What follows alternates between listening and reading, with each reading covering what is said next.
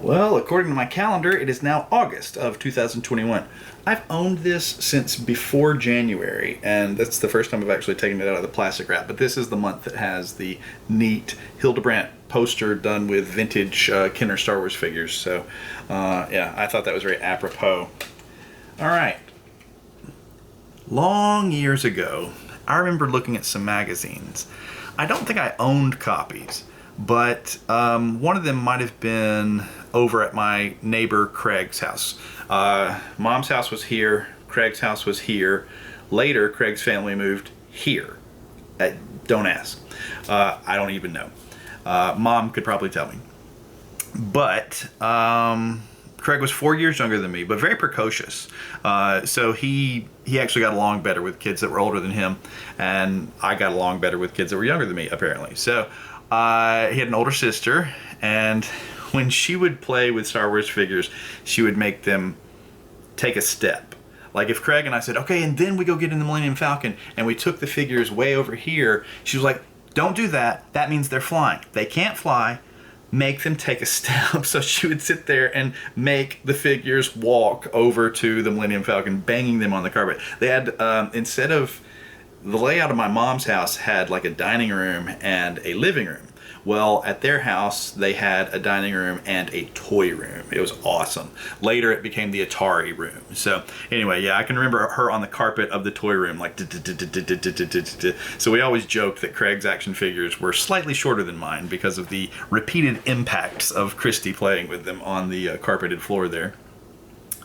But among the memories, I'm pretty sure that his mom had the Woman's Day magazine with the Empire Strikes Back homemade playset in it. There was like a Hoth and a Dagobah, but I'm pretty sure I've also seen the Woman's Day for the original Star Wars playset that they did, or the Outer Space Station that it was called. And if this is the correct volume, then for $6, I've bought a book from 1982 that reprinted it. Oh, this is the one. I just laid right to it. That's the plans for the Outer Space Station there in the back of the book. Let me flip to. Oh, that is so cool. That is exactly what I'm wanting to see. So this is $6 well spent, because this is a lot of pictures. But here we go. The Outer Space Station, and it's mostly text, but look at these photos. Now, these are stormtroopers, R2 and 3PO and X-Wing fighter. I mean, just look at these pics. So yeah, very happy with this purchase. There was an article about it over on the swca.com that I was just going to grab the graphics from, and then I remembered it talking about the book, and I was scanning the text and went on eBay, and somebody had one. Thrift Books had one. Now, I've bought from Thrift Books before, and they always have this price sticker that they put on the outside, and I've had limited success with peeling that off without damaging something. They've got it on the dust cover here, so I'm probably just going to leave it intact. But yeah, there's lots of projects here. Everybody complains about how difficult this project looked, that it was going to just be so complicated to build, that they never tackled it. And some people have, done modified, smaller versions of it. But this is one of the photos that really captured my attention when I first saw this and held it in my hands as a magazine years and years ago. Was this conveyor belt with the vinyl-caped Jawas on it. Let's take a head count here. 1, 2, 3, 4, 5, 6, 7, 8, 9. 9 vinyl-caped Jawas that Woman's Day magazine photographer had and used in the layouts for this. So that's just always fired my attention, because the Jawa was one of the hardest of the original 12 backs for me to find. Was the hardest one for me to find. I found everybody before I found the Jawa. And when I finally found him, he was in like a bin. I don't want to say clearance bin, but maybe that's what it was, at the Kmart in Muscle Shoals. And that Kmart is not even a Kmart anymore. They don't have one in Muscle Shoals anymore. It's a Rural King. and you can go there and like buy popcorn and live chickens. It's just the craziest place. One day I bought an entire bag of cereal marshmallows. There was no cereal. It was just flavored marshmallows, and ate those forever. But yeah, the Jawa on the card was in this bin up near the registers at the Kmart, and my grandmother would frequently take me there on the weekends. My paternal grandmother. I would go spend Friday nights at their house, and then Saturday we might go to the mall in Florence. We might go to Kmart in Muscle Shoals. We'd go to McDonald's and have lunch. You know, it was a weekly event with them. And she used to work at that Kmart, so she knew everybody there. So she would like talk to people, and I would just shop, you know. But I remember being elated that I'd finally found the last Star Wars figure I needed, the Jawa. Yeah, so, but he was in the cloth version, because it was later in the production run.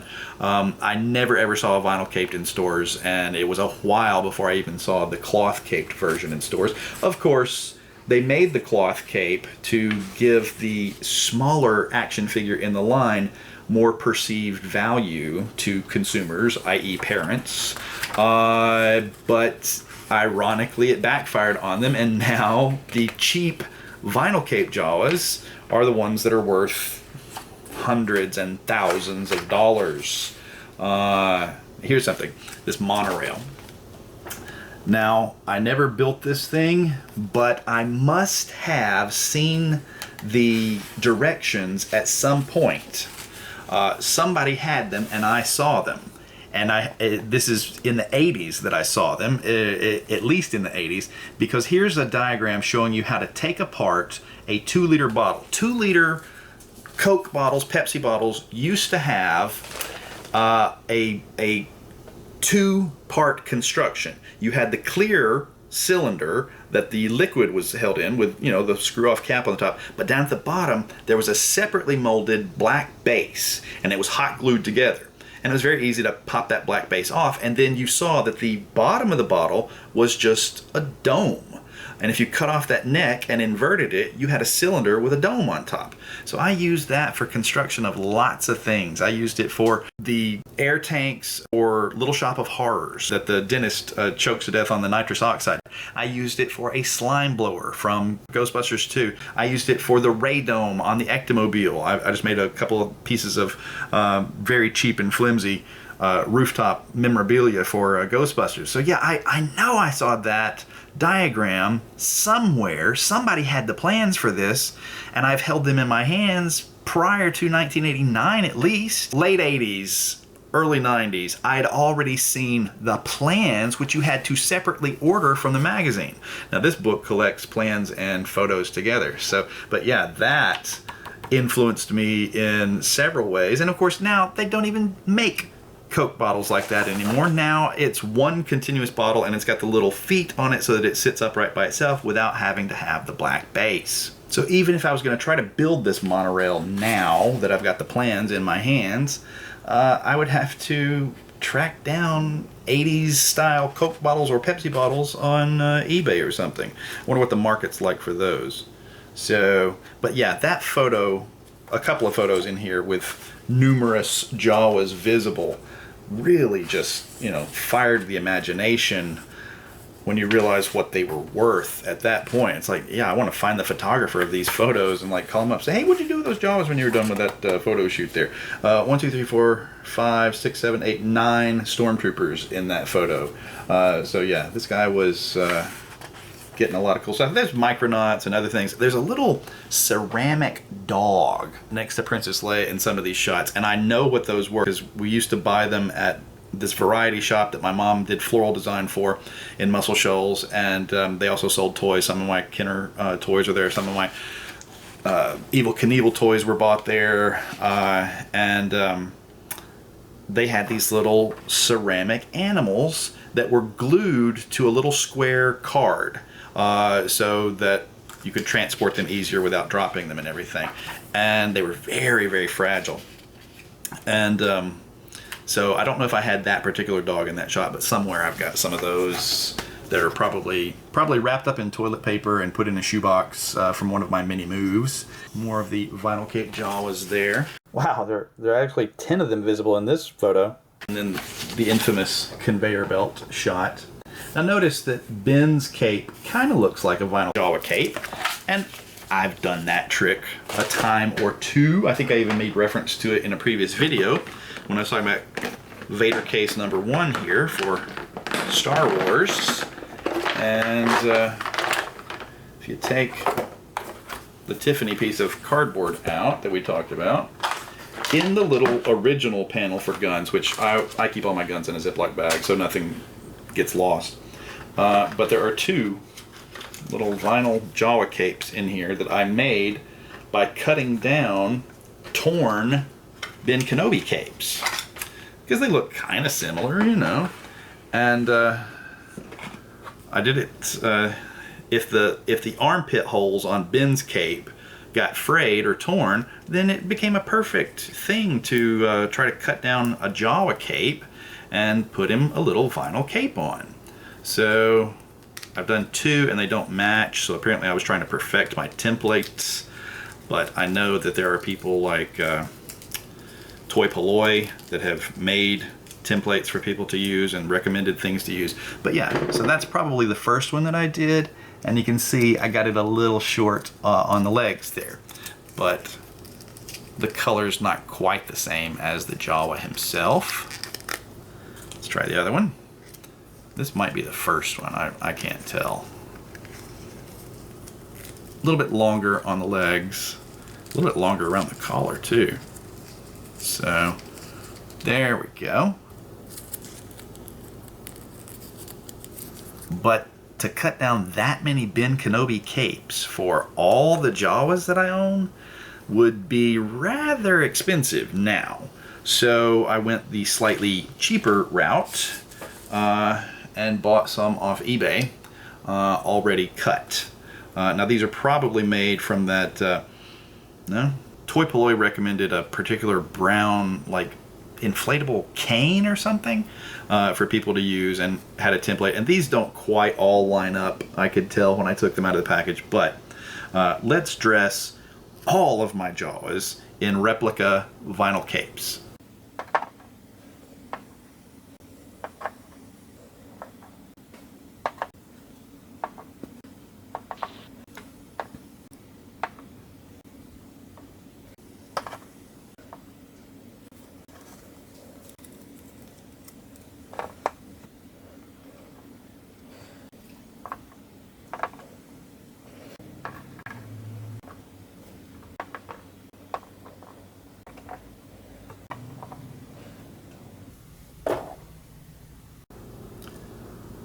Of course, as neat as it is to have a vinyl cape Jawa replica, I don't have a childhood memory attached to that. If someone out there does, that's amazing that you were able to find those in 1978, but I wasn't. All my memories of vinyl cape Jawas are, you know, more adult memories of fashioning them from Ben Kenobi capes. So these little guys with their cloth capes, that's my childhood memory. And I'll tell you one more specific childhood memory of the Jawa was the Trojan Horse Gambit. We would be playing, and I would try to sneak a Jawa in someplace by hiding him inside Power Droid. It's not very spacious in there, but I somehow or another completely fooled my buddy, probably Craig, and got a Jawa into his compound, hiding it inside of a Power Droid like that. I also used to put him inside the back hatch on the $6 Million Man Maskatron, which was a large figure, and he had removable faces, and he had a hatch in his back so you could store the extra faces. Well, the Jawa was small enough to fit inside that thing and drive him like he was a mech. So I have to dig out my $6 Million Man toys one of these days and demonstrate that little childhood memory. That's the Jawa. Thank you for watching.